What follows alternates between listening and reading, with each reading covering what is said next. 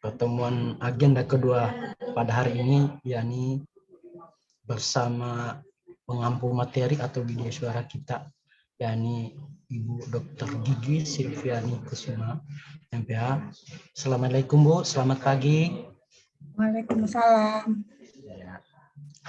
Baik, perlu kami informasikan Pak Bu, bahwa di kelompok 2 ini, yakni ada beberapa dinas.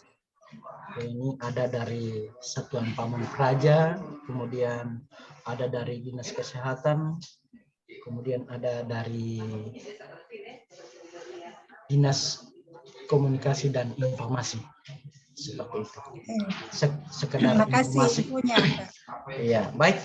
Untuk mengefisienkan waktu, untuk itu kami persilakan kepada Ibu Dr. Gigi Silviani Kusuma, MPH. Silakan Bu. Ya, baik. Terima kasih Pak Kalbi yang sudah memberikan ruang untuk kita semua kelompok 2 ya dalam pembelajaran agenda 2. Betul?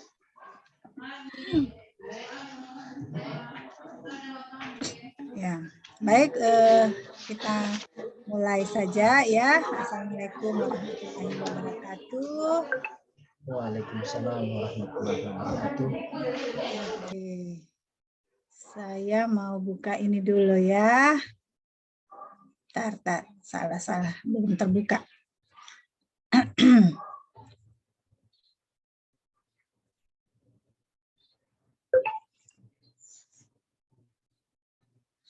Yes. Oke. Saya sudah dikasih akses Pak Kalbi ya untuk share screen ya. Iya Bu. Iya. Silakan Bu. Mana nih? Nggak bisa ya? Mana ininya?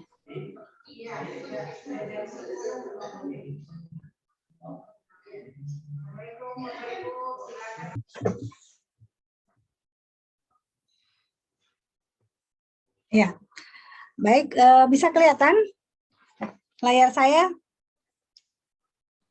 Bisa Bu. Bisa ya, alhamdulillah. Baik, izinkan sebelumnya saya ingin melengkapi jati diri saya ya sebagai fasilitator pada kelompok 2 Latsar angkatan 32 Banggai Kepulauan. Ya. Saya sudah disebutkan tadi Dr. Gigi Silviani Kusuma, Magister Public Health, dan mungkin rasa kurang pas ya.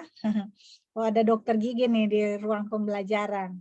Ya, itu karena saya sekarang berada di jabatan fungsional Widya Iswara. Tapi profesi dokternya tetap dijalankan ya. Di praktek ya, karena apa? Kompetensinya ada, pengetahuannya, skillnya, ya, dan tentu sikap perilaku juga. Oleh karena itu, ini saluran-saluran komunikasi kita nantinya ada nomor handphone atau WhatsApp, kemudian alamat email dan juga alamat rumah, ya. Silakan diakses. Kalau ada yang mungkin sekiranya atau ingin kita lebih berinteraksi lagi ya, lebih jauh setelah pembelajaran di Latsar ini. Nah, sesuai gelar, tentunya pendidikan saya S1-nya di Fakultas Kedokteran Gigi Universitas Hasanuddin, kemudian S2-nya di Universitas Gadjah Mada, khususnya di perumahsakitan ya. Jadi keahlian saya itu manajemen rumah sakit. Nah, dan sekarang sedang menempuh pendidikan doktoralnya kembali di Universitas Hasanuddin. Jadi boleh dikata anak negeri.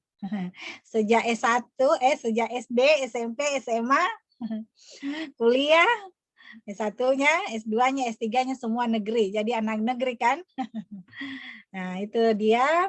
Kemudian sebagai seorang Widya Iswara juga dituntut untuk membuat publikasi-publikasi Dan alhamdulillah saya sudah punya 2 buku ya yang sudah diterbitkan secara nasional. Itu tuntutan profesi Widya Iswara memang. Kemudian juga tulisan-tulisan saya banyak di proseding ya, di pertemuan-pertemuan ilmiah dan juga beberapa jurnal nasional ya, jurnal nasional dan jurnal internasional ada 1 ya. Ini dalam rangka proses pembelajaran untuk meningkatkan kompetensi. Dan sampai saat ini alhamdulillah pangkat saya sudah 4C ya, pembina utama muda. Itu artinya jabatan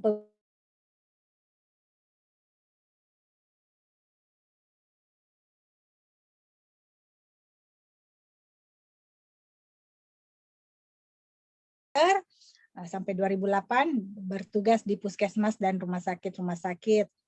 Kemudian tahun 2008 dipercayakan di jabatan struktural sebagai kepala bidang 3A ya. Nah, kalau sekarang 3A itu sekretaris. Ya. Oke. Kemudian sejak 2014 ini lagi diangkat lagi dalam jabatan Widya Iswara sampai sekarang. Dan berada di BPSDM Provinsi Sulawesi Tengah. Nah, itulah kompetensi saya, pengalaman saya dan tentang saya, sehingga saat ini saya bertugas dan berfungsi sebagai fasilitator di BPSDM dalam pelatihan dasar CPNS maupun pelatihan kepemimpinan. Dan aktivitas saya juga diwarnai oleh interaksi dengan anak-anak milenial karena saya dipercayakan juga sebagai dosen luar biasa di Universitas Islam Negeri ya, dulu IAIN tapi sekarang namanya UIN. Nah, itu perkenalan singkat saya dengan teman-teman. Mantap ya. Nah, mudah-mudahan kita bisa saling mengenal satu sama lainnya yang di kelompok ini. Oke, sebelum saya lanjut, mungkin ada yang ingin menanyakan sesuatu atau mengklarifikasi atau mengomentari boleh juga. Ada hal yang ingin ditanyakan? Saya rasa ini penting untuk membangun hubungan, ya, membangun hubungan kita. Karena kita akan ketemu di 2 sesi saya saja dalam bentuk tatap maya, ya. Nah, kita tidak akan tatap muka karena saya nggak mungkin di klasikal ya. Nah, gimana? Ini ada Cahya, ada Mahyudin. Nah, silakan. Ada yang mau open mic? Silakan ya. Ada Vira, ada Ifat, Indah. Hello? Katakan sesuatu. Izin Bu, izin. Izin, Pak Boleh Zulkifli. menambahkan Silakan. status dalam keluarga. Statusnya. Ya Bu. Kasih tahu nggak ya?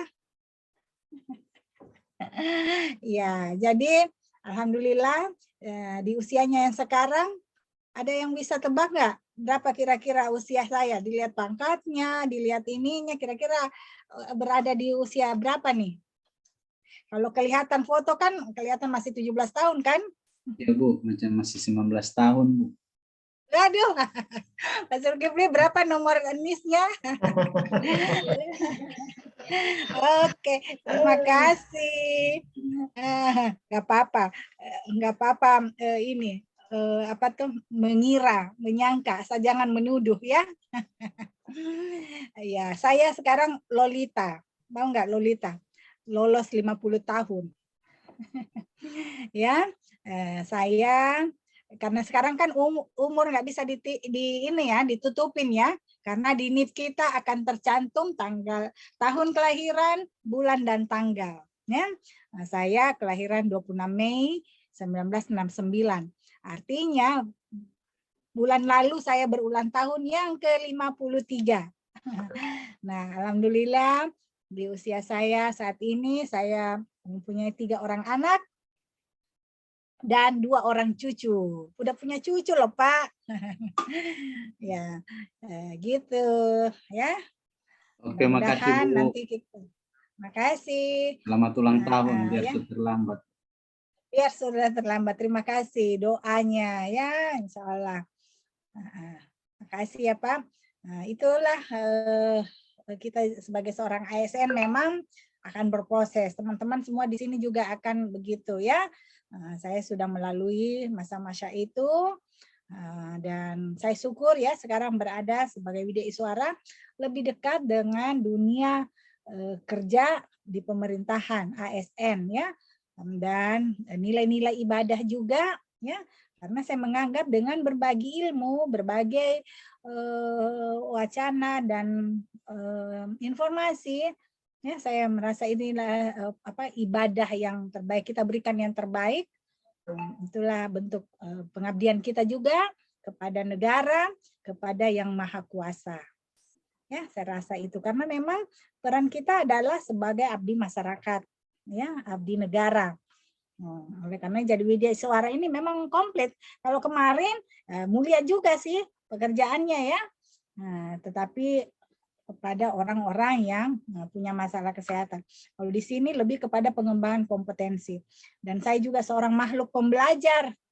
Ya, jadi di sini kita banyak mengembangkan kompetensi, banyak kompetensi itu terkait pengetahuannya, skillnya dan attitude-nya. Oke, kalau nggak ada lagi, kita melangkah. Masih ada? Ya, cukup ya. Oke. Saya berarti pindah ke, saya stop share aja deh.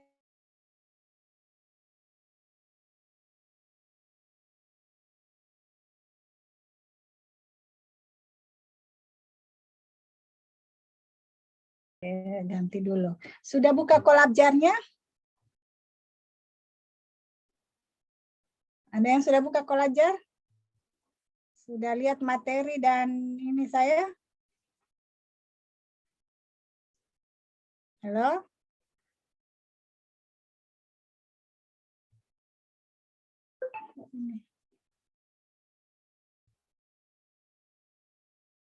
Sudah Bu, tadi malam Bu.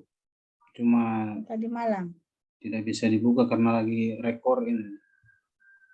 Hah? Saya lagi rekor. Oh, iya. Oke.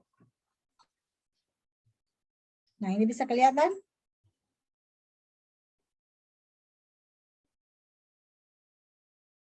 Bisa kelihatan slide saya?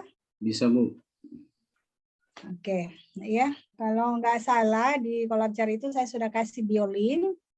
Ya, silakan diakses biolink itu dan langsung terhubung boleh ke Instagram, Facebook maupun ke channel YouTube ya, karena di sana banyak informasi atau konten-konten pembelajaran ya yang di luar ini, di luar pembahasan kita ya, karena saya tidak bisa memberikan segalanya ya melalui tatah maya ini, jadi saya berharap melalui saluran-saluran itu kalian bisa mengakses ya semua pembelajaran-pembelajaran. Tapi kalau buka channel YouTube-nya boleh ya, minta ininya, like-nya dan subscribe-nya supaya nambah. Ya, untuk supaya lebih semangat kita ya, dan selalu kita terakses walaupun nanti pelatihan dasar sudah berlalu, ya kita mungkin masih bisa saling berkabar ya, menginformasikan tentang pengembangan kompetensi ASN khususnya. Oke, ini ya nama lengkap saya. Di sini saya ada tambahkan ini pendidikan non formal, certified trainer, Harmony Life Coach, ya. Nah, itu saya dapatkan bukan pendidikan ya, melalui non pendidikan, tetapi ada gelarnya juga. Nah, jadi profesi saya saat ini profesi ganda. Widya Iswara, dentis, dosen, ya udahlah ya, untuk melengkapi warna-warni dalam hidup ini ya. Insya Allah mudah-mudahan selalu sehat, bisa beraktivitas dan bisa memberi manfaat kepada banyak orang. Itu. Nah, kita seorang ASN Apa kompetensi yang harus kita miliki? Ya, kompetensi manajerial, kompetensi teknis atau kompetensi fungsional, juga ada kompetensi sosial kultural, ya. Itu yang dikembangkan dan itu ada di manajemen ASN.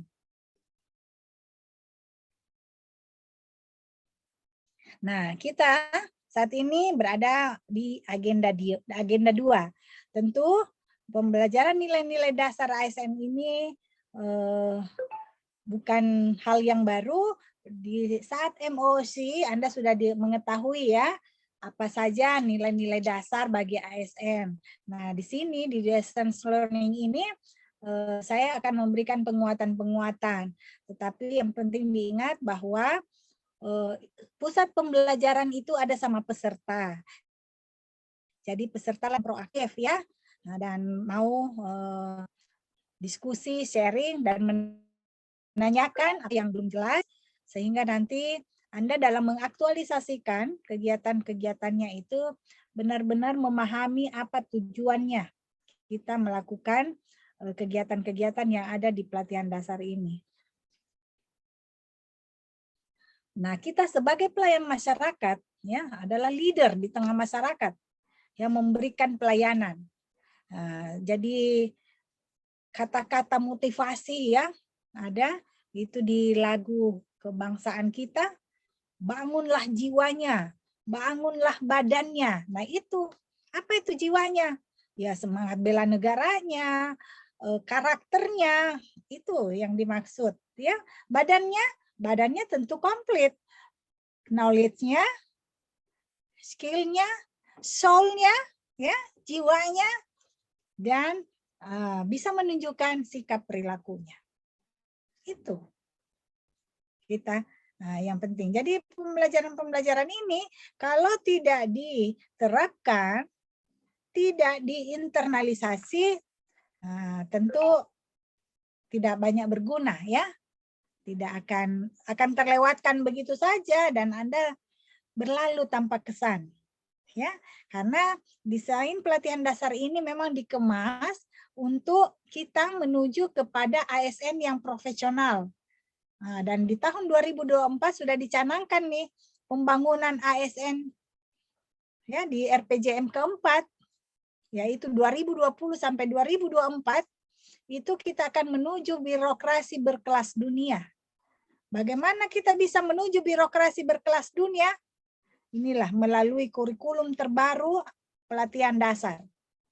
Ya, memuat atau mengimplementasikan nilai-nilai dasar berakhlak ya saat ini, kemudian memahami peran dan fungsi ASN dalam mewujudkan smart governance. ASN yang smart, yang piawai berdigital, punya etika berdigital, ya, dan membangun budaya berdigital. Itu dia. Nah, itu semangat bela negara. Jadi indah pada masanya. Ini saya sengaja menyimpan di sini supaya ini pembelajaran klasikal ya. Lalu sebelum kita pandemi masih satu kelas 40 orang ketemu. Nah, nanti juga teman-teman akan punya kesempatan seperti ini, tapi cuma 6 hari. Kalau dulu ini lama, 30 hari.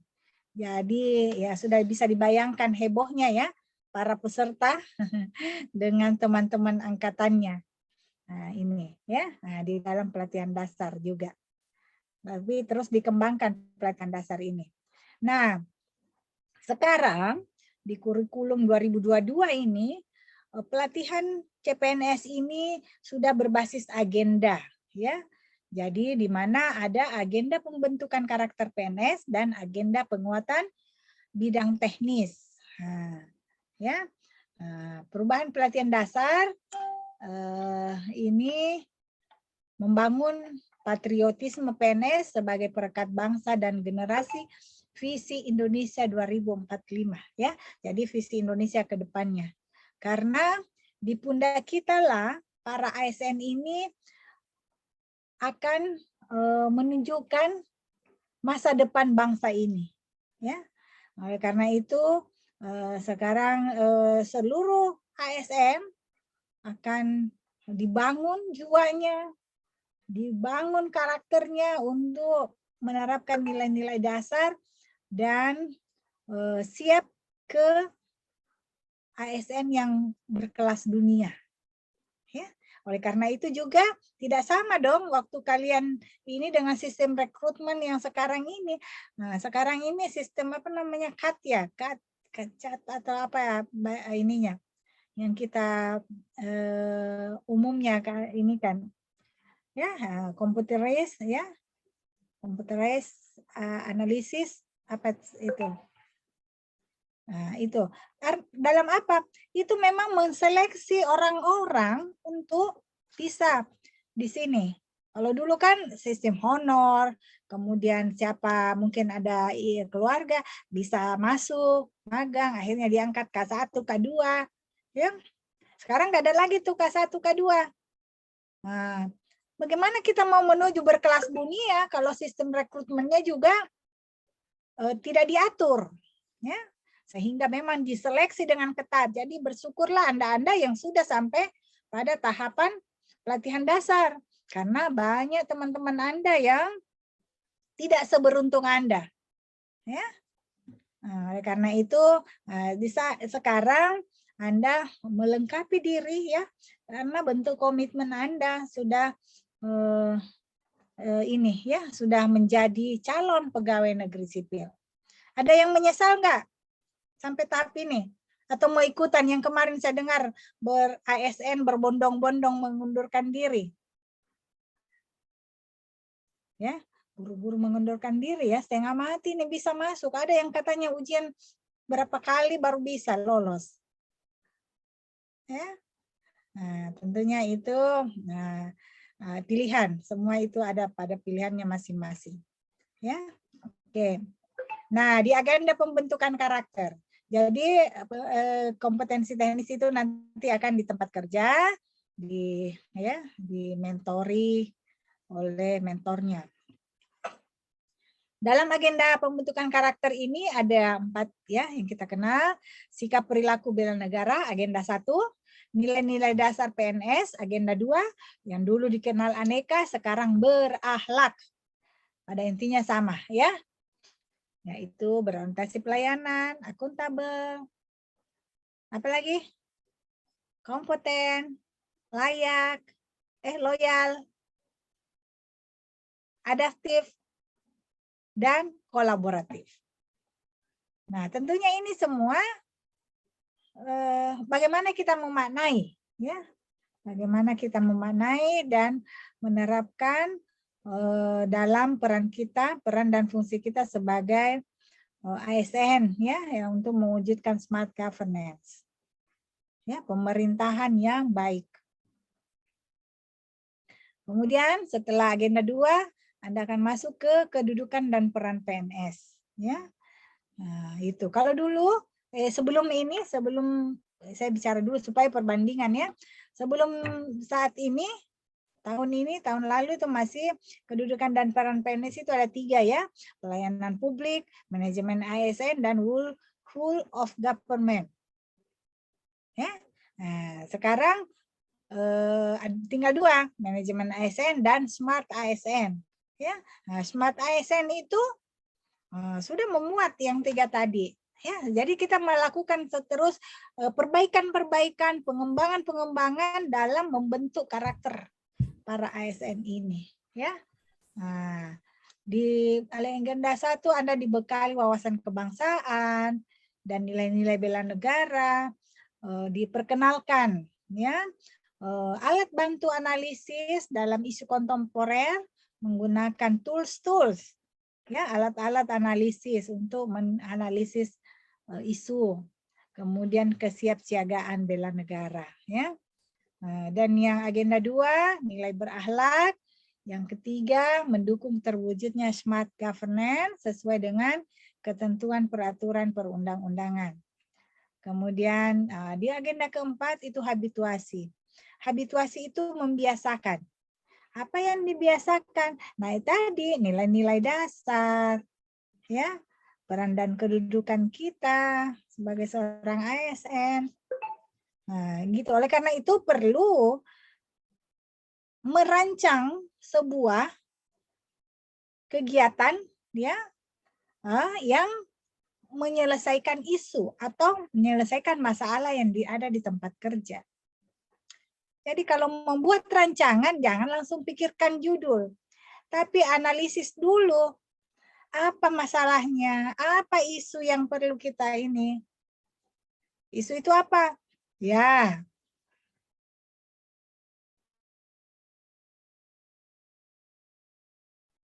akuntabel, bukan akuntabel, aktual, saya menerawang ini, aktual, kehalayakan, problematik, kehalayakan, dan layak. Nah itu isu, kriterianya isu. Ya, ada alat bantu analisis yang bisa kita gunakan untuk menemukan isu. Kan isu ini banyak ya, jadi kita menentukan isu apa yang kita mau intervensi. Nah, isu ini kita identifikasi lagi untuk melihat permasalahan-permasalahan yang ada di sekitar kita dan menyangkut peran dan fungsi kita sebagai seorang ASN. Ya, nah tentunya saya nggak bisa kasih tahu satu-satu karena kondisinya berbeda tiap-tiap orang, pengalamannya berbeda tiap-tiap orang, ya, cara berpikirnya berbeda tiap-tiap orang. Oleh karena itu perlulah dilatih. Kenapa bisa angkat judul seperti ini? Kegiatannya apa yang akan dia tunjukkan? Ya. Sampai sini ada nggak yang mau nanya? Belum ada?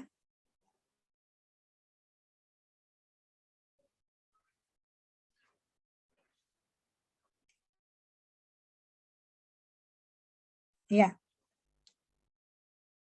Nah, untuk karakter ini, ya nilai-nilai dasar ini memuat ya nilai dasar, kode etik, dan kode perilaku. Apa itu nilai dasar? Sesuatu yang diyakini sebagai hal yang baik atau benar dan bermanfaat bagi kehidupan manusia. Misalnya, kejujuran, kebenaran, keterbukaan, persatuan, gotong royong, dan tanggung jawab. Itu nilai-nilai dasar. Tentunya hal ini bukan hal yang baru. Ya, bukan nanti ikut pelatihan dasar baru diinikan.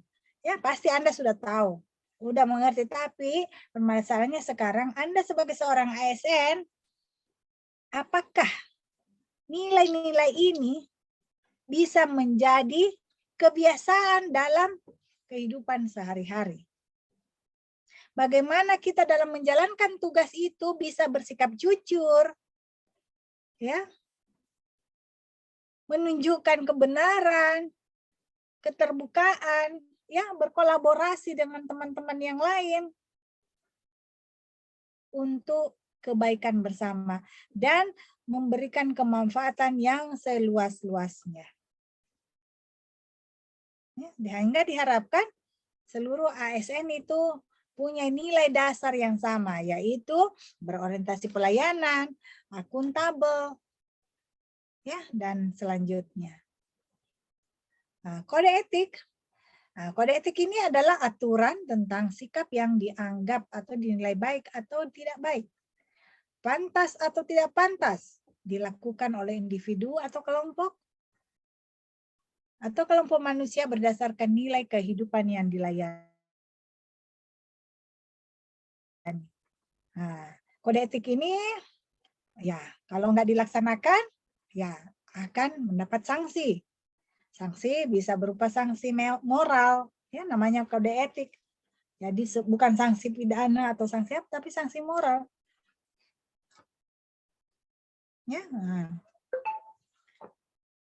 Jadi banyak ya, misalnya ada itu ASN yang di Pekanbaru, ya, menyalahi aturan, terus diangkat ke publik, akhirnya ya diberi sanksi ya sesuai dengan aturan dan perundangan yang berlaku.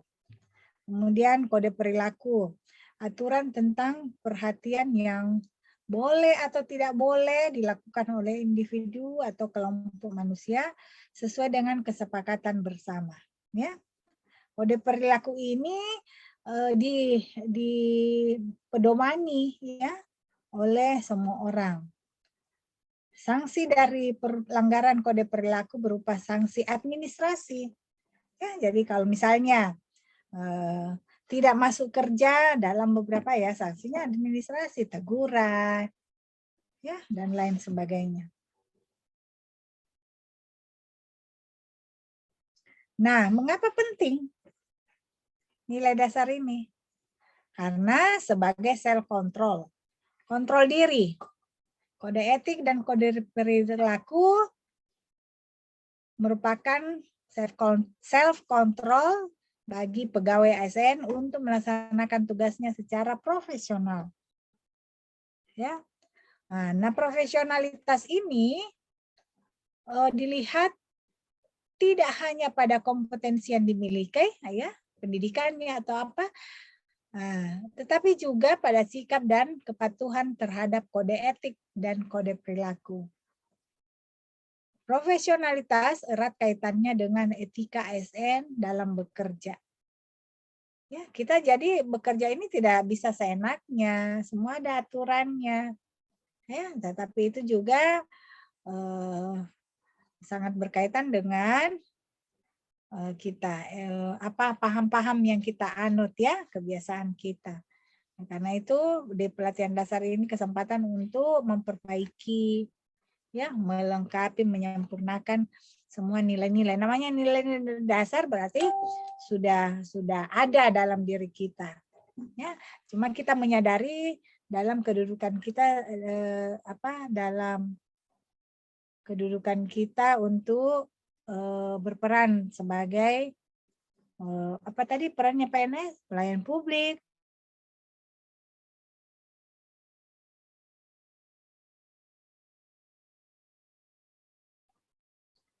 Nah, ya kita masuk ke nilai-nilai dasar. Udah nonton videonya belum?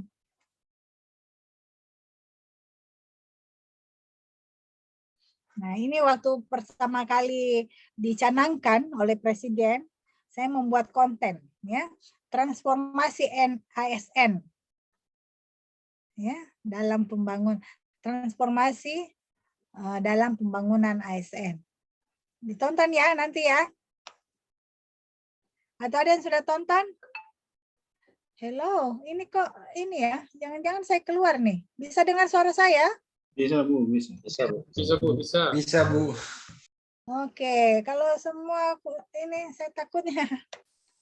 Oke. Safriana, ada ya? Iya, saya kalau tidak bergerak, saya pikir saya takut terkeluar ya, tapi asik sendiri. Iya. Ada yang sudah tonton videonya? Belum? Belum, Bu. Belum, Bu. Belum ya. Nanti ditonton ya. Ya, Bu. Siap ya nanti ini. Nah, itu. Jadi apa yang Anda sudah tahu ya sudah baca, tapi bagaimana ini kita benar-benar bisa menginternalisasi, berorientasi pelayanan, akuntabel, kompeten. Kalau videonya enak nih, bergerak nih, menari-menari nih hurufnya. Ya. Ayo kita lihat ke berorientasi pelayanan. Yaitu komitmen memberikan pelayanan prima demi kepuasan masyarakat. Jadi kepuasan masyarakat ini kita kedepankan, ya, kita kedepankan dan kita mulai dari diri sendiri. Apa keywordnya untuk berorientasi pelayanan itu? Ya responsivitas, ya responsif. Jadi kalau ada orang yang membutuhkan bantuan kita, ya kita responnya cepat, itu akan memuaskan masyarakat. Tapi ada orang ditanya, masih asik, tidak angkat wajah pun enggak. Itu bukan etika yang betul ya. Walaupun sesibuk apa.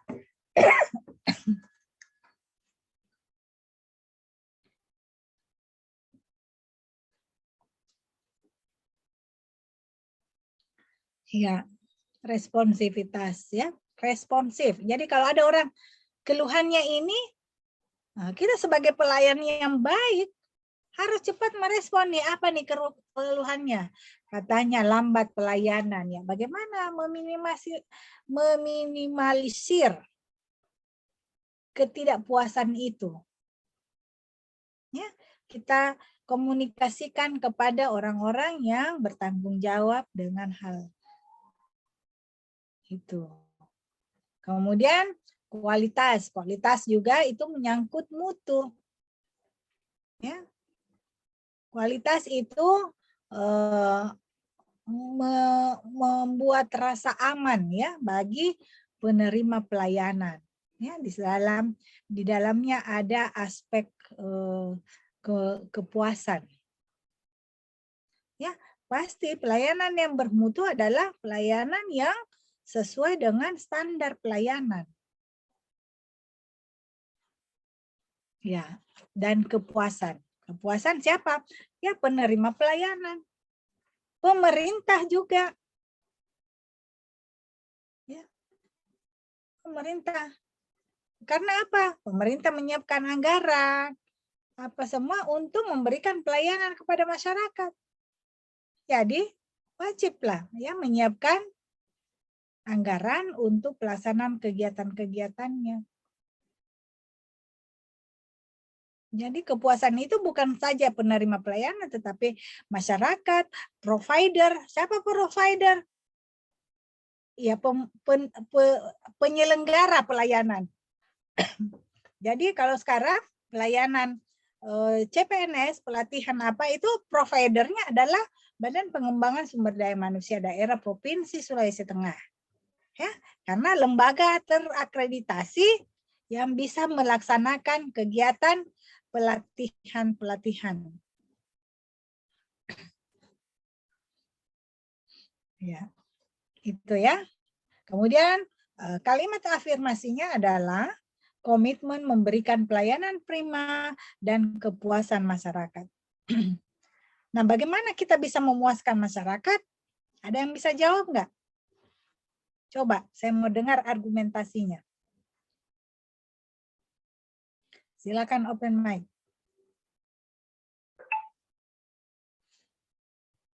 Ada?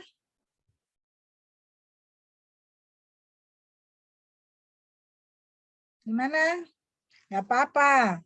Ini tidak ditembak mati orang kalau salah jawab. Cuma dicabut giginya. Bagaimana kita bisa mewujudkan kepuasan masyarakat ini? Izin, Bu. Ayo. Izin, Bu. Silakan. Dengan cara siapa? memberikan pelayanan yang prima dan maksimal. Siapa nih? Siapa tadi? Pak Mahyudin ya? Siapa? Pak Zulkifli ya? Betul. Memberikan apa? Dengan cara memberikan pelayanan yang prima dan maksimal kepada masyarakat. Iya, yang prima dan maksimal itu bagaimana? Bentar, Ibu.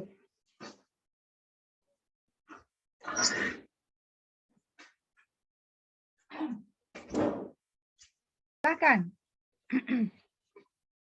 Bagaimana ini memberikan pelayanan prima dan maksimal itu bagaimana? Dengan izin, Bu, dengan cara seperti dalam kami di Satpol PP itu terjun langsung ke lapangan, menanggapi setiap isu-isu yang ada secara langsung dan tidak arogan dalam melaksanakan tugas. Terima kasih. Ya, ada yang lain?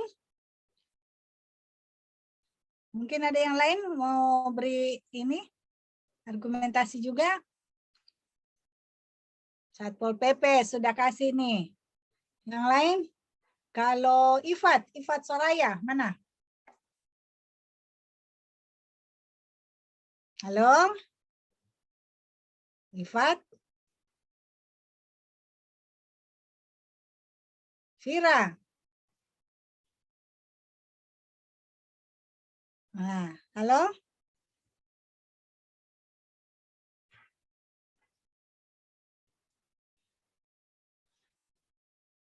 Coba.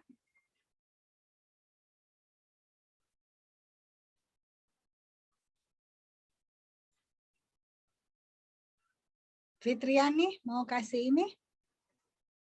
Menurutnya gimana? Izin, Bu. Ya, Jadi silakan. Izin Bu, memberikan pelayan prima. pemadaman ini Bu. Izin, Bu. Sebentar. Ya, Fitriani dulu ya. Siapa? Ayo. Jadi afirmasi komitmen memberikan pelayanan prima demi kepuasan masyarakat. Di sini yang Ibu tanyakan bagaimana kita bisa mewujudkan kepuasan pasien. Dari yang Ibu katakan tadi, dari keyword itu pasien kita harus adanya respon positivitas dari kita sebagai pelayan kesehatan dan adanya kualitas yang dimana pelayanan kita terhadap pasien sehingga memberikan kepuasan kepada mereka. Itu saja Bu tambahannya.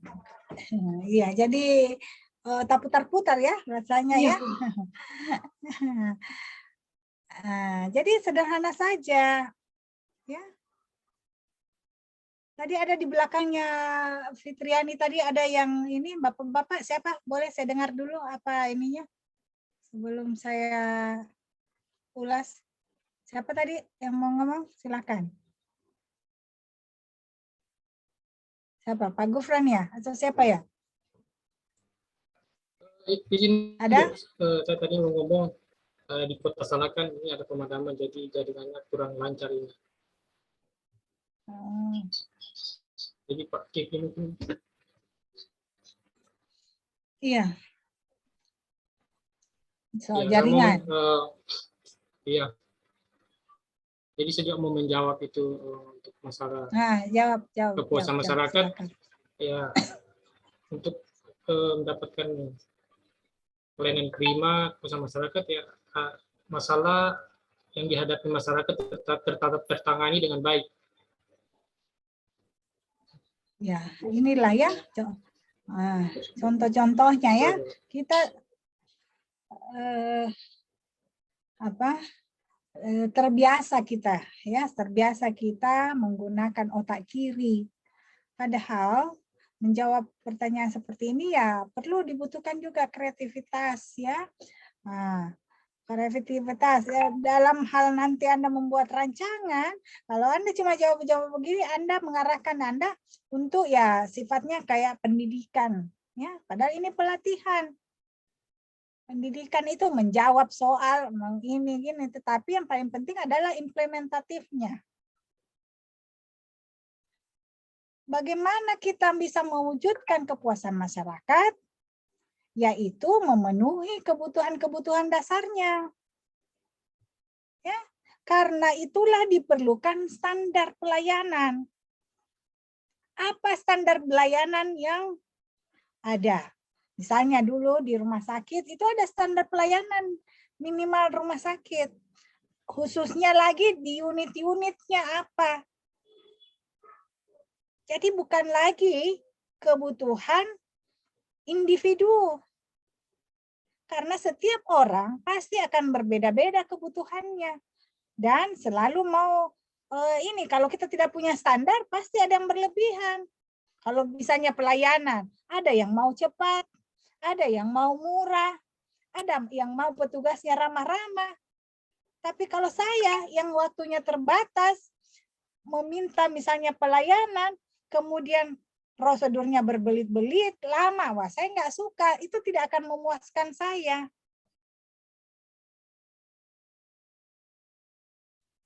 Ada orang yang pelayanannya murah ya, tidak berbayar, nah itu. Itulah standar-standar. Karena kalau cuma bilang kepuasan masyarakat, bagaimana nih orang masyarakat bisa kamu puaskan? Nah, sedangkan pelayanan itu bukan menyangkut diri kita pemberi pelayanan, tetapi ada provider, ada sarana prasarana di dalamnya. Ya. Oleh karena itulah seluruh unsur yang ada, yang tadi disebutkan itu pelayanan prima atau apa, ya itu kata-kata, tetapi bagaimana implementatifnya? Ya. Diperlukan standar pelayanan. Standar inilah yang menjadi ukuran bersama. Itulah yang harus dipenuhi. Ukuran juga bagi pemerintah. Jadi kalau ini standar, berarti kewajiban pemerintah adalah menyiapkan anggaran, ya, menyiapkan kebijakan-kebijakan. Itu. Nah, kita sebagai pelayan masyarakat, pelaksana, nah, itulah yang harus bekerja sesuai dengan ketentuan perundangan yang berlaku. Masyarakat yang punya harapan yang sangat tinggi berlebihan, mohon maaf, ini standar kita karena bukan cuma 1-2 orang yang akan dilayani, tetapi seluruh. Oleh karena itu harus sama. Ukurannya sama. Jadi kalau sudah ada standar pelayanan, kita bekerja, kita memberikan pelayanan sesuai standar yang ada, itu dianggap sudah berkualitas. Tetapi kalau di bawah standar, itu yang tidak bermutu. Tetapi bila melebihi standar, itulah pelayanan prima. Yang dimaksud dengan pelayanan prima.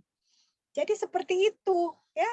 Kalau kita mengargumentasikan sehingga apa yang kita maksudkan, persepsikan itu juga bisa dipahami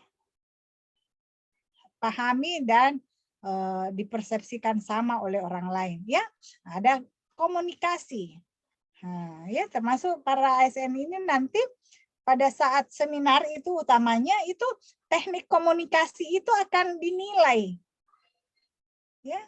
Cukup mempengaruhi nilai Anda. Karena begitu ada pertanyaan, cara Anda menjawab, pemahaman Anda, kemudian secara gamblangnya, itu dari argumentasi yang diberikan.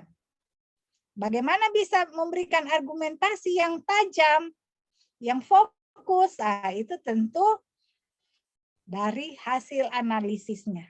Ya. Nah, keterampilan menganalisa ini juga perlu dibelajarkan, dilatih, ya, sehingga kita terbiasa membuat analisis-analisis, ya, menemukan masalah dan memberikan solusi yang tepat. Adapun kode etik atau panduan perilakunya adalah memahami dan memenuhi kebutuhan masyarakat, ramah, cekatan, solutif. Solutif itu ya memberikan solusi. Jadi tidak harus rapat-rapat ini ya, tetapi bisa kalau itu bisa olehnya sendiri ya diselesaikan, ya memberikan manfaat sesuai ketentuan dan peraturan. Silakan, itulah yang membangun karakter kita sebagai pelayan masyarakat. Dan dapat diandalkan, ya dapat diandalkan itu bekerja dengan baik, dengan mutu yang bagus, berkualitas, jangan asal jadi, jangan asal menyelesaikan. Nah, dan juga melakukan perbaikan tiada henti. Jadi kalau perbaikan itu tidak setelah ini ya sudah selesai. Ya, kita mesti melakukan perbaikan-perbaikan lagi. Menyesuaikan lagi tuntutan perubahan yang terjadi. Dan kita sekarang berada di era VUCA. Ya, percepatan yang situasi yang penuh ketidakpastian, cepat dan tidak teratur. Ya, nah itu. Jadi berorientasi pelayanan tidak hanya memberikan pelayanan, tetapi karakternya itu, nilai-nilai dasarnya itu tertanam dalam diri kita, ya, cekatan. Jadi kalau ada orang yang kerjanya lamban, nah itu harus beradaptasi nih dengan perubahan lingkungan yang ada. Bagaimana dia bisa berkolaborasi dengan teman rekan-rekan sekerja dan lain sebagainya. Oke, untuk nilai berorientasi pelayanan, you have any question? Ada pertanyaan?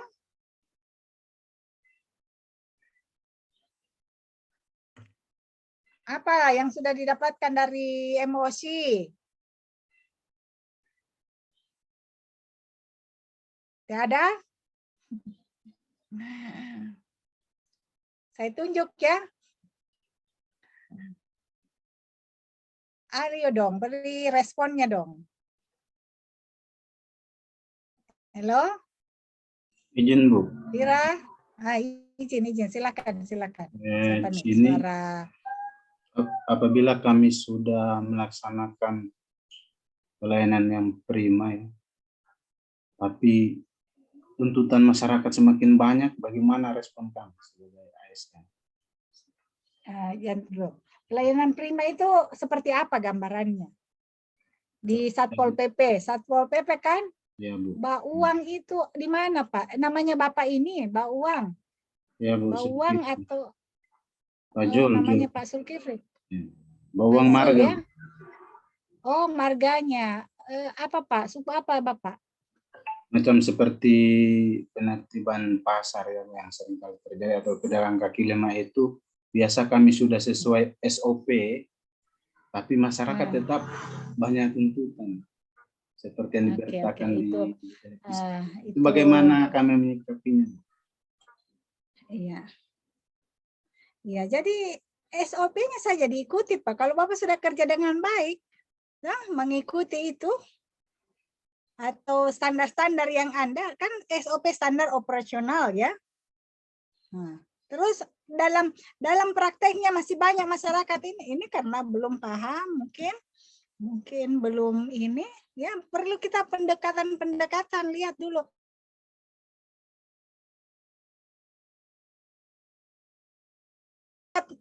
Persepsinya begini, Anda persepsinya begini, oleh karena itulah perlu dikomunikasikan sehingga sama-sama, karena pasti mereka juga punya harapan, ya itulah yang dikomunikasikan. Kalau harapannya terlalu tinggi dan tidak sesuai dengan ini, ya kita ini kan. Ya. Oke, terima kasih, Bu. Ya, saya suka namanya Bapak ini. Bapak berarti berduit, Pak ya. Banyak duit nih. Ternyata itu nama. Bapak suku apa, Pak? Pak Sul. Saya kalau Bapak, ayah Saluan, Bu, Saluan Pagimaan. Oh, Bangkep asli ya. Banggai. Kalau Ibu Banggai Laut. Jadi campuran gado-gado. Iya. Nah, dulu ada sejarahnya katanya itu ya, pemekaran ini. Ya, oke, mudah-mudahan kita bisa ketemu di dunia tatap muka ya, tatap muka ya. Sekarang kan kita cuma tatap maya ini. Siap. Ya. Oke. Terima kasih, Bu. Sama-sama. Yang lain ada enggak? Yang mau kasih komentar juga? Silakan. Tadi kan Satpol PP nih. Kalau Pak Sul tadi enggak ungkap, saya enggak tahu permasalahan-permasalahan di masyarakat. Ya. Nah, itu juga nanti yang Anda tuangkan nanti dalam menganalisis supaya jelas. Karena masyarakat ini banyak maunya. Ini nuduh kali ya. Apa? Maunya masyarakat apa gitu. Kita sinkronkan dengan kebijakan-kebijakan yang ada. Dan situlah kita tahu apa permasalahannya sampai Anda ketemu. Ya, oke. Ada lagi? Silakan. Saya berharap dari orang kesehatan nih. Cisa Cynthia, ahli media, AMD apa ini?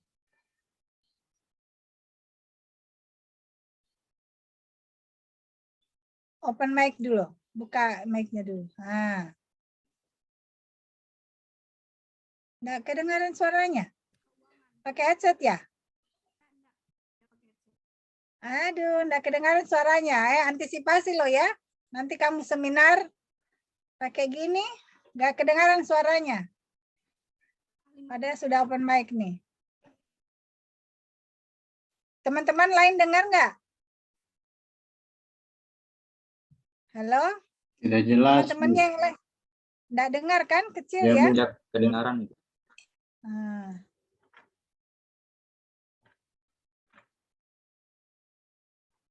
Ya, kalau ada yang mau di chat aja, diketik aja, Cisa. Diketik saja di chat room. Oke. Lagi Indah Kartini, ada ingin mau respon?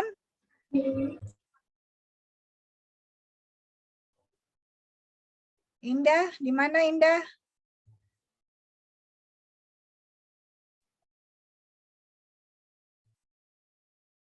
Iya, Ibu. Ya. Indah, di mana tempat tugasnya? Saya di Rumah Sakit Bila Bangga, Ibu, Kos Selatan. Oh, rumah Rumah sakit. Pratama. Perawat? Ya. Bidan? Apa Bidan, itu? Bu. Bidan. Oke. Ini ada. Gimana tentang pelayanan? Ada yang ingin ini kan disampaikan? Kalau kita di sana, Bu, yang saya ingin angkat sebagai anak saya, Bapak isu saya, ini Bu, tidak adanya ini sampiran. Tidak adanya sampiran saat melakukan ini pelayanan, Bu. Sampiran apa itu? Sampiran baju. Sampiran ini apa, Bu? Yang seperti ini, gorden, Bu. Jadi saat ya. Kenapa? Apa gunanya itu? Kan banyak ceritanya. Oh, sampiran itu apa? Yang sampiran itu untuk tentu ini menjaga privasi pada saat pasien. tindakan. Iya, Privasi pasien pada saat tindakan. Kenapa enggak ada? Padahal itu harus kan? Gimana itu? Kenapa? Siapa yang habis? Tikus-tikus kah? Atau mungkin dari anunya belum, dari rumah sakitnya yang belum ini. Statusnya rumah sakit, itu sakit. ruangannya terbuka, berbatas dengan ruangan lain, itu kan seharusnya begitu hal-hal dasar. Jadi mungkin manajemen, kalau saya dulu pengalaman di rumah sakit, selalu bilang, laken itu tidak ada, kurang. Kenyataannya, pembagian tugasnya, laken-laken kotor numpuk di ember, tidak ada yang ambil. Jadi itu berarti pengelolaannya.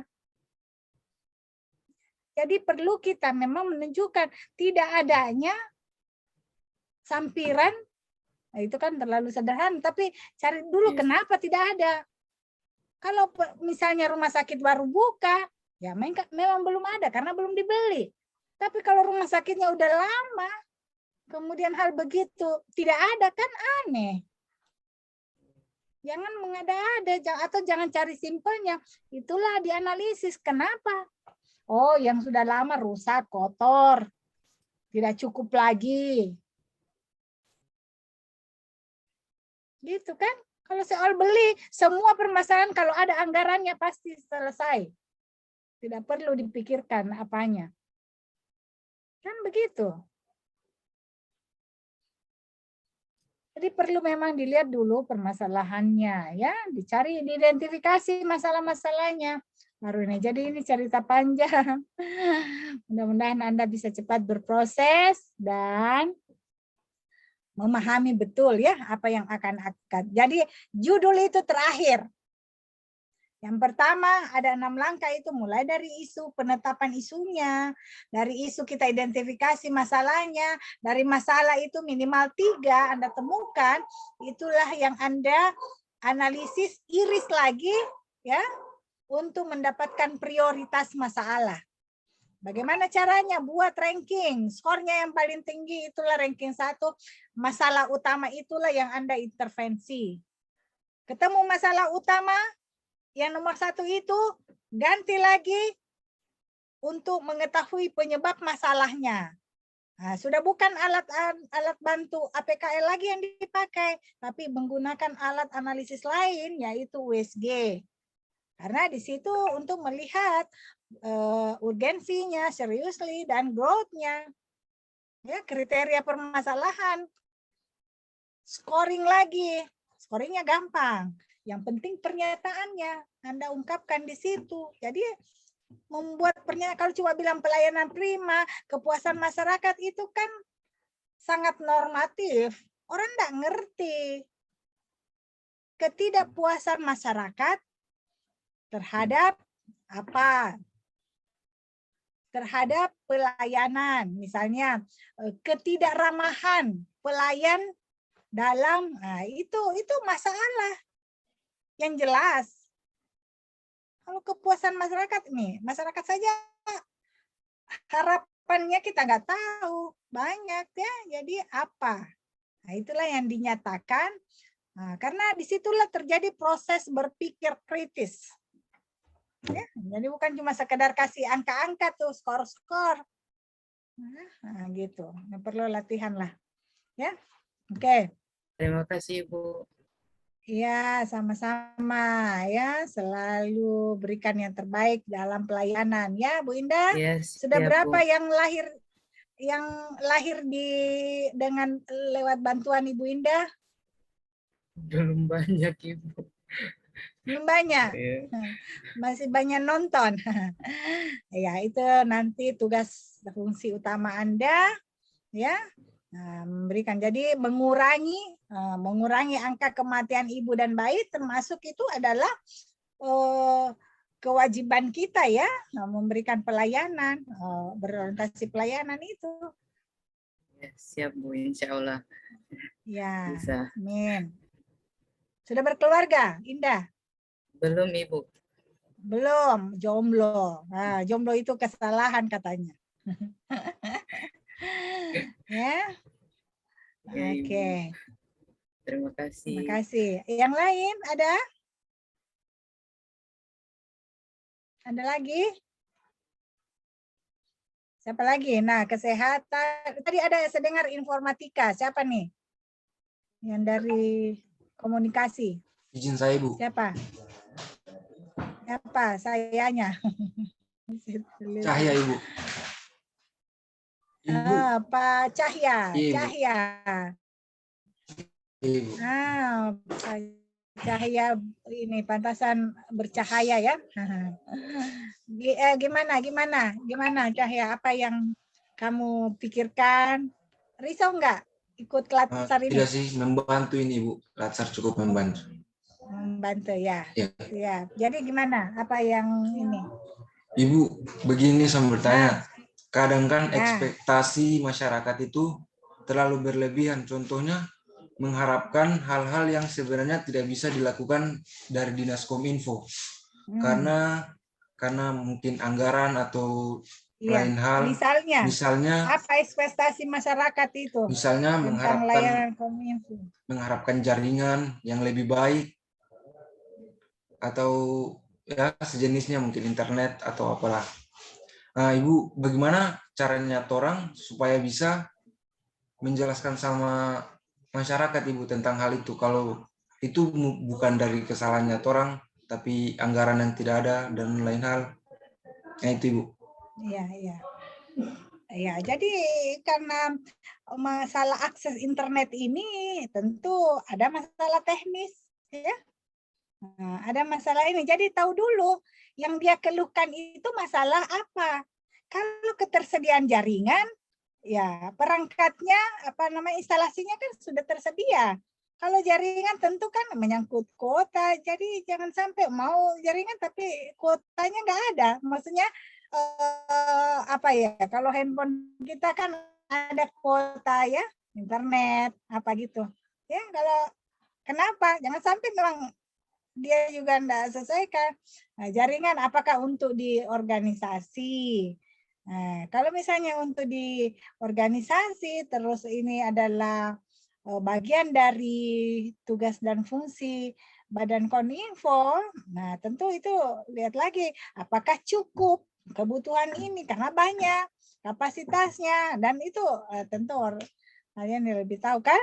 Nah, jadi masalahnya dulu cari apa harapannya, identifikasi masalahnya, cari penyebab masalahnya. Nah, itulah penyebab masalah itu yang kita ini kan. Kalau sudah ketemu penyebab masalahnya, barulah kita komunikasikan kepada misalnya soal anggaran. Oke, perlunya ketersediaan alat-alat ini. Nah, anggarannya untuk pembelian itu ya bukan Anda yang harus menyiapkan, tetapi dikomunikasikan kepada pengambil kebijakannya, pengambil keputusannya, ya dikomunikasikan. Misalnya kita ada kepala bidang, ya mentor, ada kepala dinas lagi mengkomunikasikan ke pihak, jadi keuangan dan lain sebagainya, bahwa ini untuk menjalankan tugas dan fungsi Badan Kominfo memberikan pelayanan kepada masyarakat. Tapi jelas dulu nih masyarakatnya, jangan cuma bilang tidak puas. Tidak puasnya gimana gitu kan?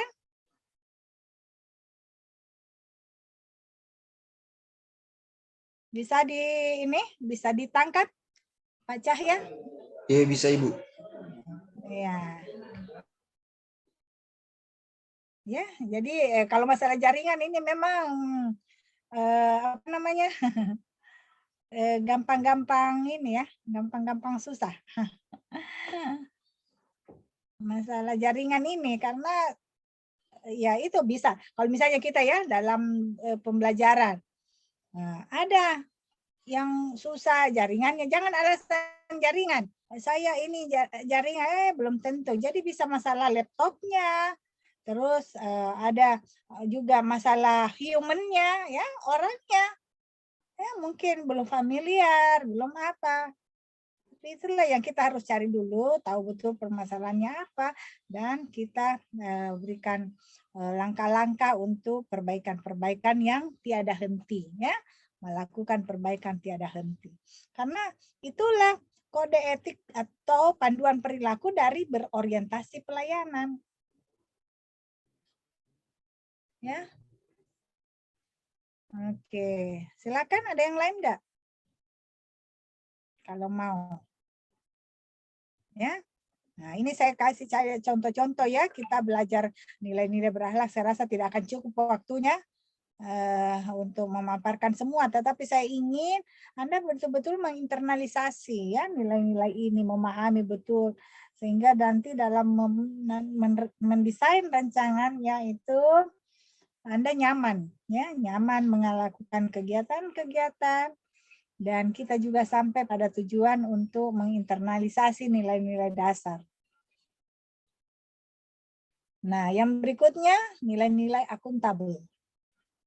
Ya, yaitu bertanggung jawab atas kepercayaan yang ada atau yang diberikan. Apa keywordnya? Integritas, konsisten, dapat dipercaya, dan transparan. Tadi juga ada transparan kan?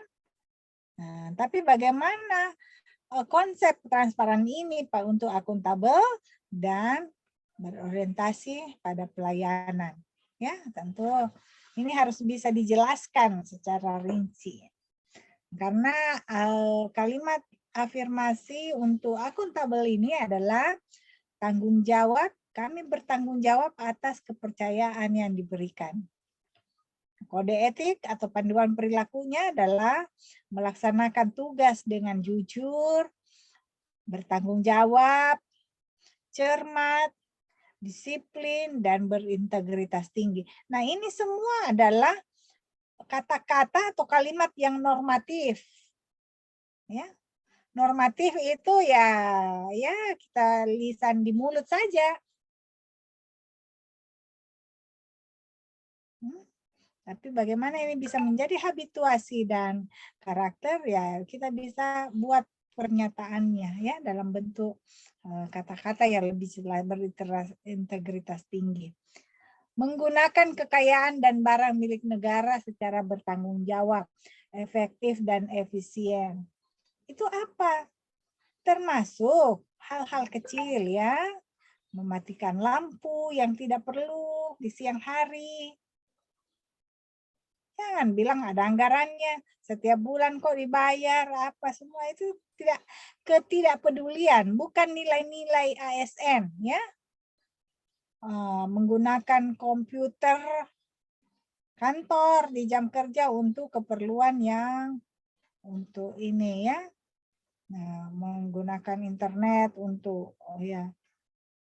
bukan pekerjaan kantor, ya, tetapi itu kan biasanya orang-orang juga perlu ya fluktuasi, perlu ini ya, kadang-kadang jenuh, kadang-kadang sambil buka WhatsApp ya, lihat lagi ya, itu tinggal kita yang memanage. Tetapi kita punya tanggung jawab, bukan lebih banyak porsinya untuk kegiatan-kegiatan pribadi kita dengan kegiatan-kegiatan kantor. Kalau seluruh ASN menerapkan ini, tentu kinerja organisasi juga bagus, kinerja individunya juga bagus.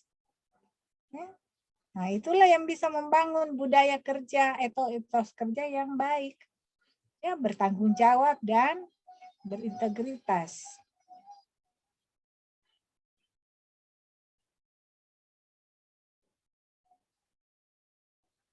Dan tidak menyalahgunakan kewenangan jabatan. Ya, nah itu nilai-nilai akuntabel. Kompeten. Nah, pasti semua sudah dapat nggak ini? Sudah pernah dapat kan? Ya, udah baca modul nggak? Ada, Bu. Belum sempat.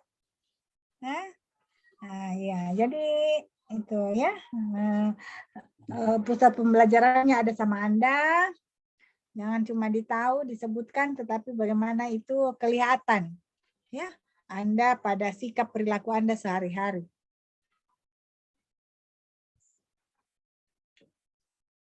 Nah, ini untuk nilai-nilai kompeten. Terus belajar dan mengembangkan kapabilitas.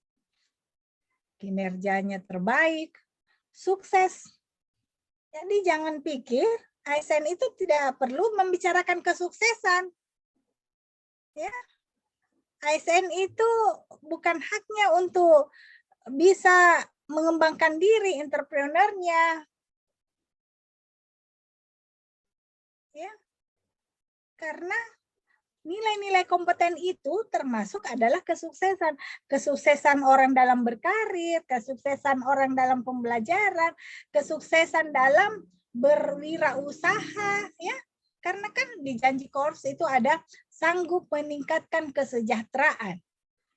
Itu adalah kalimat-kalimat yang bagaimana Anda mau meningkatkan kesejahteraan kalau Anda cuman punya pola pikir bekerja PNS, gaji.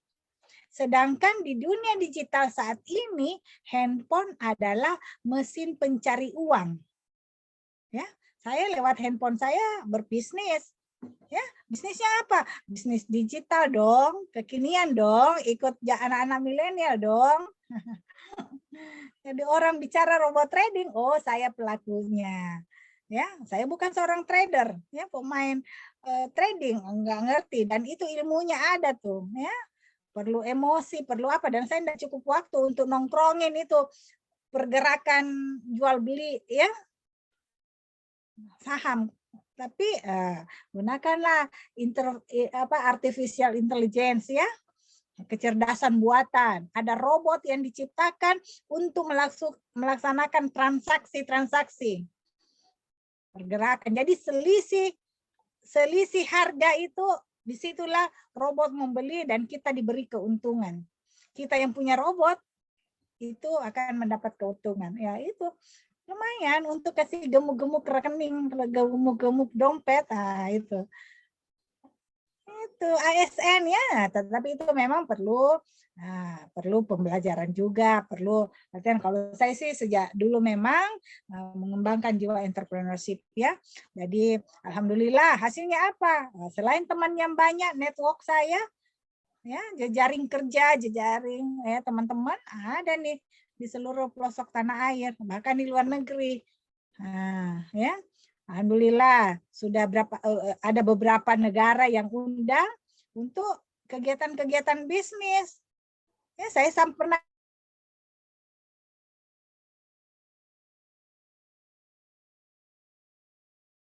gratis semuanya, pesawat, apa semua hanya karena jejaring kerja. Dan apa yang saya jual? Jual ibadah, ya, ajakan untuk berumroh, berini. Itu yang saya jual.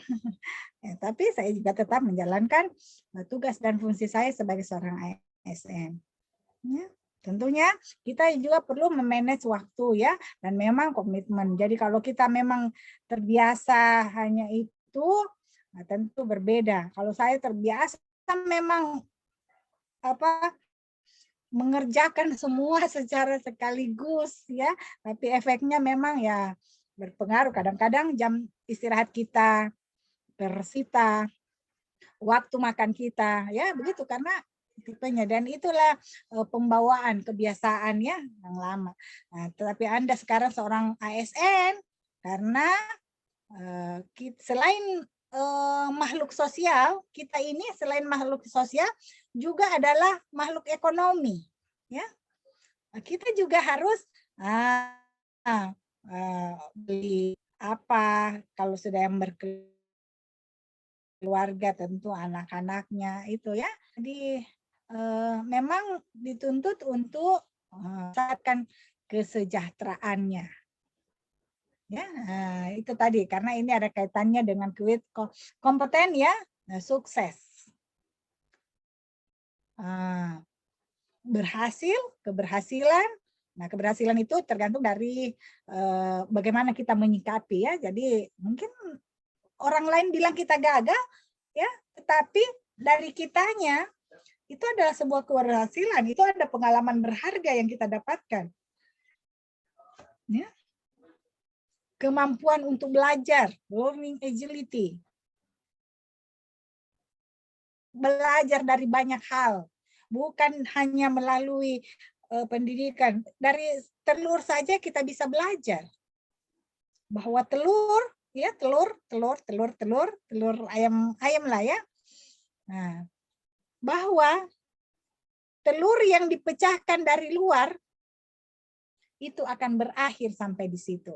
Kita buat telur, ya, kita pecahkan dari luar, itu jadi telur dadar, jadi kue, ya, jadi peganan, ya, ada di atas kompor, ada ini di meja makan. Disitulah berakhir fungsi dan tugasnya. Tetapi telur yang dipecahkan dari dalam itu adalah awal kehidupan yang baru, semangat baru, dan dari sana akan lahir sumber daya baru, ya, produksi telur, produksi daging ayam. Nah, itu berbeda. Itu pembelajaran dari sebuah telur saja kita bisa belajar sesuatu, bahwa kekuatan dari dalam ternyata itu adalah sebuah potensi. Awal dari kehidupan kita, di sana ada kehidupan baru. Tapi kekuatan yang berasal dari luar itu akan berakhir sampai di situ. Ada berakhir, kan? Tapi kalau kekuatan dari dalam, itu lahirlah cerita-cerita baru, cara-cara baru, dan kemungkinan-kemungkinan baru yang lain. Dan bisa dalam sisi kuantitatif jumlahnya akan bertambah banyak. Ya, jadi learning agility. Terus kembangkan kemampuan untuk belajar. Belajar dari apa saja.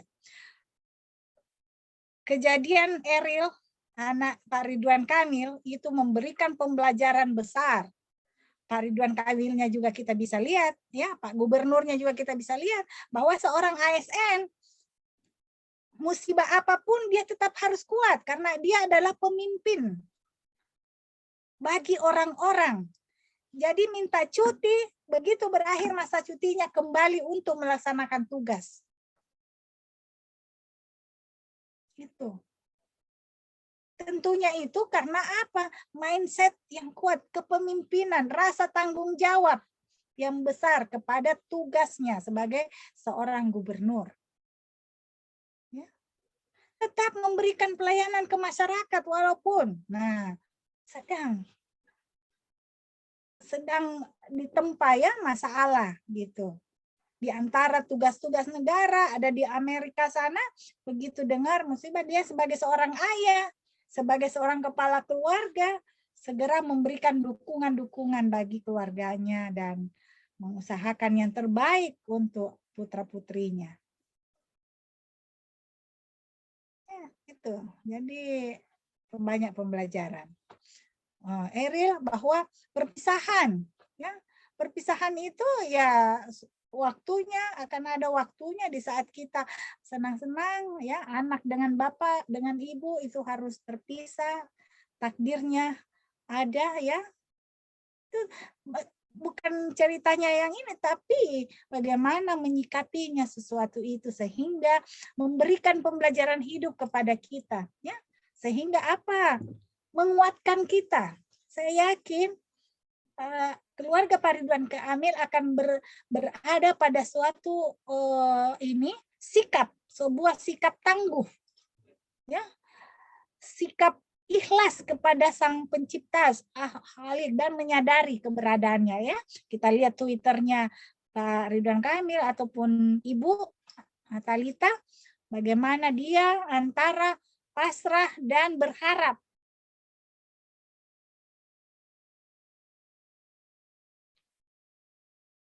Itulah. Kita pun demikian. Ada kejadian-kejadian yang tidak menyenangkan di sana yang kita ini tentu bagaimana menyikapinya. Karena masalah itu selalu ada. Masalah itu akan selalu ada. Kalau nggak mau punya masalah, segera ke Balikpapan. Tahu Balikpapan? Bukan kota Balikpapannya, tetapi di sanalah hakikinya tidak masalah, ya, tidak ada lagi permasalahan hidup, tetapi permasalahan akhirat. Nah, itu bentuk pertanggungjawaban juga tetap akan ya dipertanggungjawabkan. Nah, kode etik untuk kompeten ini meningkatkan kompetensi diri untuk menjawab tantangan yang selalu berubah, membantu orang lain belajar, melaksanakan tugas dengan kualitas terbaik. Sampai sini ada yang mau komentar? Supaya saya bisa istirahat sedikit, kerongkonganku. Tadi dari pagi loh, baik siap-siap. Boleh kita ini? Ada nggak hal lain yang mau diangkat? Silakan. Vira di mana? Tugas di mana? Rumah sakit Trikora, Ibu. Oh, Bangkep ya? Iya, Rumah Sakit Trikora Salakan. Dokter Rani sudah kembali? Dokter siapa, Ibu? Dokter Rani. Mantan Bupati ya? Bupati Bangkep. Oke, masih pendidikan. Mungkin belum ya? Belum ada, Ibu. Iya. Kamu kebidanan juga ya? Iya, bidan, Ibu. Alumnus? Poltekkes Kemenkes Palu. Oh, Palu. Iya. Oke, nanti kalau ke Palu say hello ya. Iya, Ibu. Oke, kalau enggak Bangkep ya insya Allah ya kita masih bertemu pada kesempatan-kesempatan lainnya ya, tidak melalui pembelajaran ini. Aduh, kalau Pak Kalbi sudah muncul ini saya takut. Waktuku sampai jam berapa Pak Kalbi? Masih ada 5 menit. Masih ada 5 menit lagi. 5 menit. Ya, Kejamnya. Ya, kalau waktu berlalu begitu cepat. Ya, kalau jam di ruangan saya ini masih ada 4 menit lah. 4 menit lagi. Ya. Siap. Oke ya teman-teman, makanya kalau saya mau ini kan satu-satu ini masih banyak slide-ku. Jadi tolong kita interaktif aja supaya bisa bisa termuat semua ya. Nah, saya titip nanti akses ya. Akses saja channel saya untuk dapatkan pembelajaran, dan semoga Anda bisa sukses nanti dalam mendesain rancangan kegiatan aktualisasinya ya. Nah, dengan menunjukkan nilai-nilai berakhlak ini ya. Nah, dari kegiatan itu nanti ada outputnya, dari output itulah yang bisa menunjukkan nilai-nilai apa ya, disebutkan, dijabarkan. Jadi jangan cuma bilang, tetapi bagaimana kegiatan itu bisa menunjukkan panduan perilaku ini, sikap perilaku ini ya, loyal, ya. Ini semua ini apa tuh normatif semua, makanya saya tidak ini kan ya. Kalian pasti sudah tahu ya, sudah dan jangan hafalkanlah, tetapi bagaimana menginternalisasi. Loyal, kemudian adaptif, ya sudah jelas nih, ada definisinya, keywordnya, afirmasinya, kode etiknya, ya tinggal Anda ya. Terakhir kolaboratif ya, membangun kerjasama yang sinergis ya. Jadi kalau ada ya ada rekan-rekan kerja yang tidak mendukung, yang tidak kondusif, abaikan aja ya. Bagaimana kita kepada orang lain, tetapi bukan orang lain bagaimana ke kita ya, karena itulah yang membentuk kita ya. Jadi kalau kita banyak dipengaruhi orang lain, tentulah kita mudah down, kita tidak mudah move on, bangkit ya. Semangatnya itu ada sama orang lain, tetapi semangat itu kita bangun dari diri sendiri ya, kemauan belajar dan lain sebagainya ya. Memberi kesempatan kepada berbagai pihak untuk berkontribusi ya. Jadi walaupun, tapi itu memang tergantung situasi ya, situasional, karena bukan tanggung jawab kita sendiri, tetapi bagaimana lingkungan kerja ini bisa kita sama-sama membuat setiap orang untuk berkontribusi. Tentu itu organisasi, semangat organisasi yang bisa ini ya. Tapi kalau orang berpikir sendiri-sendiri, kemudian persaingan tidak sehat, tentu ini lingkungan kerja yang kurang nyaman. Nah, tapi kalaupun berada dalam situasi itu bukan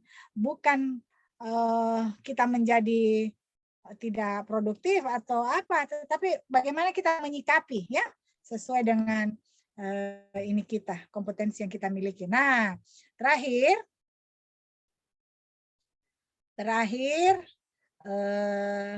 ini ya, keterkaitan antar agenda ya. Nah, di sini jadi berbasis agenda sekarang ya pelatihan dasar ini.